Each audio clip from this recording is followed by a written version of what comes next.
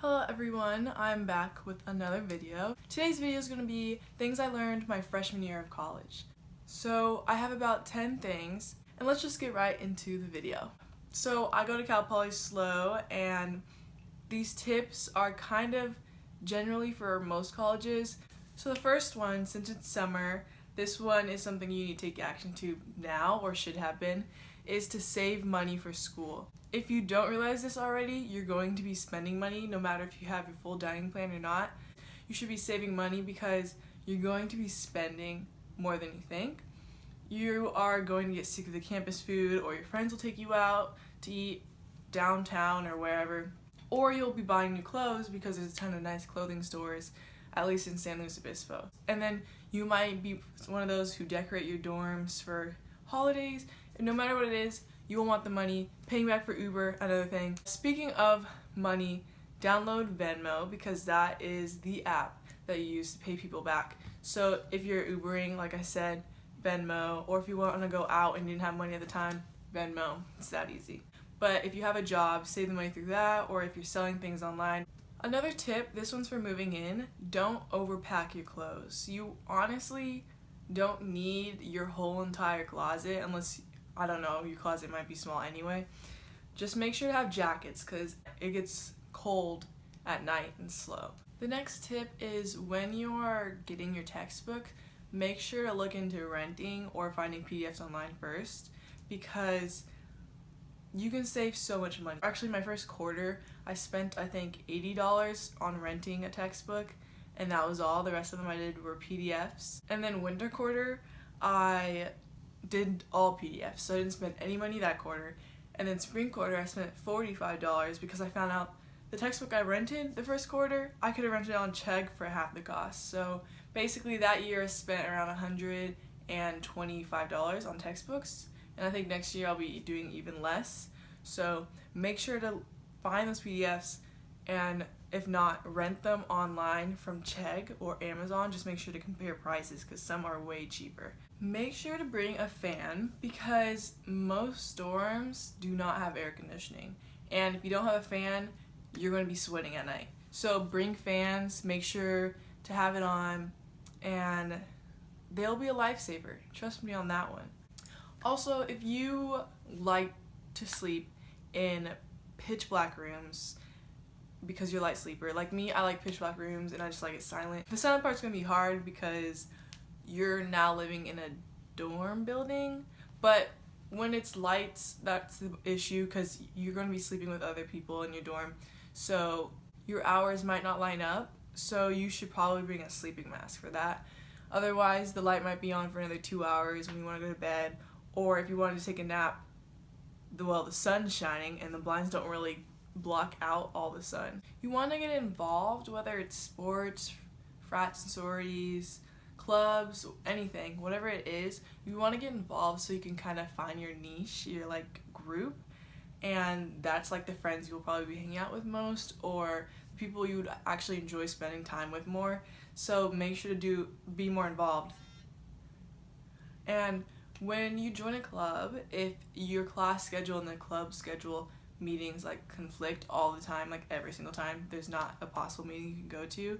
The great thing about clubs is that if you register and you don't go to any meetings the fall quarter, you can just go winter quarter, you're fine. Like nobody's like checking attendance or something weird. So if you can't do it fall quarter, don't be too upset about it because you can probably just do a winter quarter if your schedule's fine, or even spring quarter, or the next year. It honestly doesn't matter.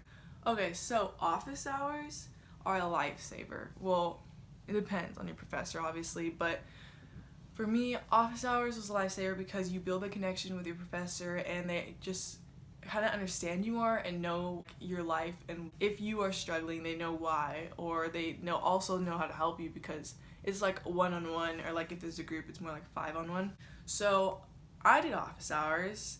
Well, not really much my first quarter, but the next quarter I did more, and it really helped me not only in the class because I was missing days for track meets, but also I think since he knew like I was missing some track meet dates and like they affected my midterm questions, if it was like that specific lesson we learned, then he was kind of more lenient on things like the free answer, and still helped me pass. So like, some professors are nice and will do that, and they kind of think about that you're human and you can't possibly do all the things in the world at once, so they will help you out. So just take advantage of office hours. Not only will the professors help you out, but they're also just helpful for you in general in the class, so might as well take them. Something else that helps with academics is study groups. So I did workshops at Cal Poly. Those are great. I did those for math. But what I didn't do is study groups for my other classes like physics or chem until like my last quarter, and then I started noticing the results. It was helping me a lot, and then I was understanding things more, but I kind of wish I did it all year because that's exactly what I needed. So they have study groups at Cal Poly. I haven't done the actual ones you sign up for. It was more like I have friends in a class and I met up with them and we just studied on our own. I like that way better because I don't know, I just like that way better. You might want to bring walking shoes. I don't know about other campuses, but at least big campuses and ones with hills, you want comfortable shoes. You don't want to walk in Vans slip-ons for like, I was gonna say like 10,000, not 10,000. I was gonna say 1,200 meters, but then I realized that's a thing, like either you're not American if you say that, or it's a track term. Anyway, you're gonna run like you're gonna walk like 3/4 mile or to a mile to class one time, or like up hills and stuff, and you want some comfort. Get some shoes with memory foam or shoes with arches, or just get shoes and put arches in them, because it is not really good for you to be walking that much and doing nothing for your feet. Also, it's uncomfortable, so just make sure your shoes are comfortable. That's very essential, I would say, because it'd be a pain to be walking in literal pain to class all the time.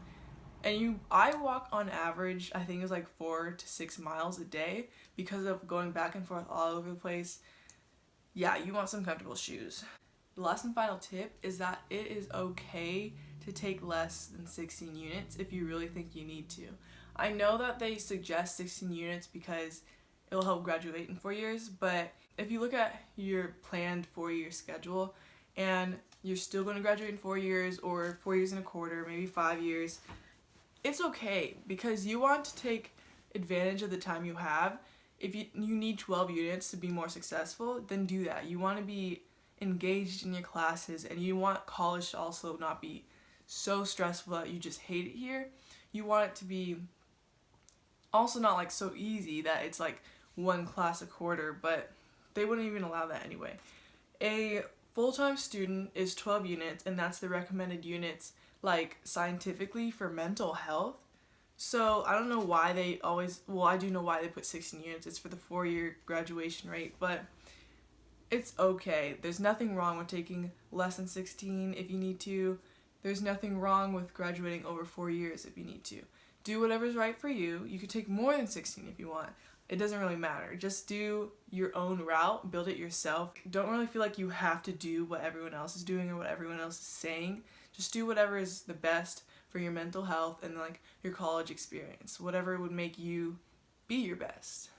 So that is all 10 tips. I hope at least 9 of them helped you out. I think if I knew these things before college, it would be great, or before freshman year, it would be great, but now that I know them, I can just take them up for my next 3 years at school.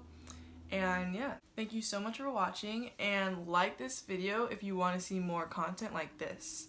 Bye.